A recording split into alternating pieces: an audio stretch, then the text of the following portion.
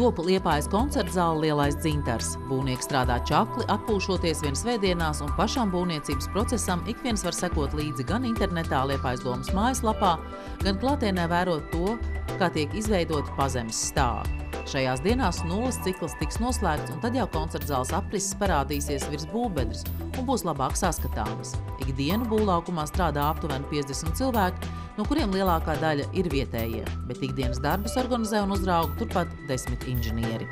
Izejam ārā no zemes, no zemes līmeņa, un tagad mēs ejam uz augšu. Māja viņai kombinēta struktūra, konstrukcija ir betona pārsegumi, betona nesošās kolonas un iet pa perimetru metāla nesošās kolonas. Tā kā notiks gan betonēšana, gan metāla konstrukcija montāža uzsāksies.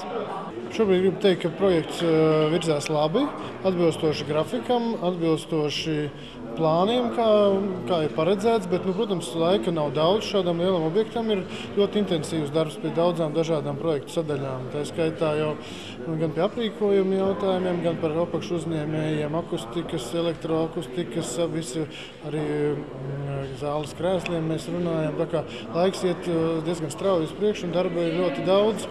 Pēc Zolitūdas traģēdijas aktualizējās jautājums par topošās būvas drošību un konstrukciju izturību, pieļaujamo deformāciju maksimālās slodzes apstākļos un citi jautājumi.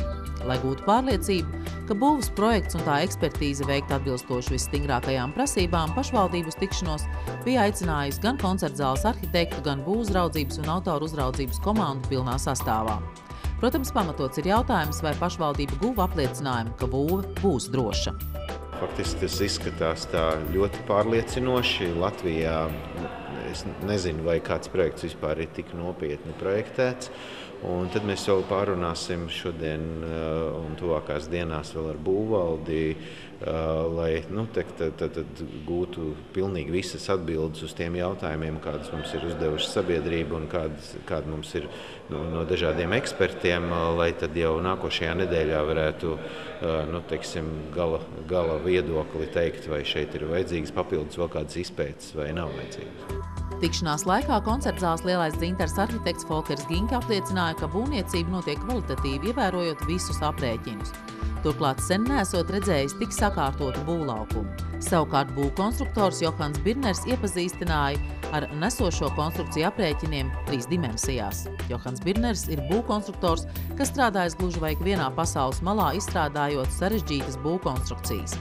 Viņš arī demonstrēja vienu no jaunākajām programmām SCIA Enerģija, ar kuras palīdzību izstrādāts arī Liepājas koncertzāles projekts. Te var redzēt, kāda izskatās jaunā koncertzāle no būvkonstruktoru redzējuma. Šī programma nodrošina, ka ēka ir kā monolīta būve, kas sastāv no daudzām atsevišķām konstrukcijām, un ikviena konstrukcija ietekmē visas būvas vienotību. Programma nepieļauj veikt kādas korekcijas kādā noteiktā vietā, neietekmējot visu kopumu. Maksimālā slodze ir rēķināta 750 kg uz 1 kvadrātmetru. Tas nozīmē, ka tā būs droša arī tad, ja pilnīgi katrā kvadrātmetrā stāvēs vismaz 7 cilvēki, kur svars būs vismaz 100 kg. Un vēl izstrādājot koncertzāli, Lielais dzintars ir ņemti par pamatu nevis Latvijas, bet gan Eiropas būvnormatīvi, kas ir vairāk kā 2 reizes stingrāki. Ja Latvijā pieļaujamā deformācija ir aptuveni 30 mm pie maksimālās slodzes, tad Eiropā 12,8 mm. Es varu teikt to, ka viss būvdarbi būvlaukumā šobrīd notiek atbilstoši projektam, stingri bez izmaiņām, atbilstoši laika grafikam. Pateicoties ļoti labam klimatam un laika apstākļiem šodien, es domāju, ka arī tas nav šķēršlis, tā kā būve aug acīm redzami, un es tiešām varu teikt tikai labus vārdus gan par būvuzņēmēju, gan par pasūtītāju, gan par izstrādāto projektu, tā kā nav problēmas un liepājniekiem nevar būt bažas par labu rezultātu.